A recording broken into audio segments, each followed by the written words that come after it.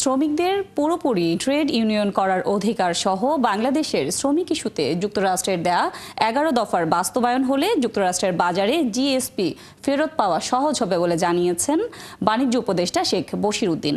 সকালে সচিবালয়ে যুক্তরাষ্ট্রের পররাষ্ট্র দপ্তরের আন্তর্জাতিক শ্রম বিষয়ক বিশেষ প্রতিনিধি কেলি এম কে রদ্রিগেজের নেতৃত্বে প্রতিনিধি দলের সঙ্গে সাক্ষাৎ শেষে কথা জানান বাণিজ্য উপদেষ্টা।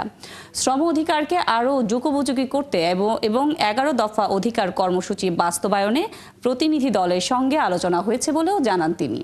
এছাড়া জিএসপি ফেরত পেতে শ্রমিকদের অধিকার নিশ্চিত করার বিষয়ে আলোচনা করা হয় বৈঠকে।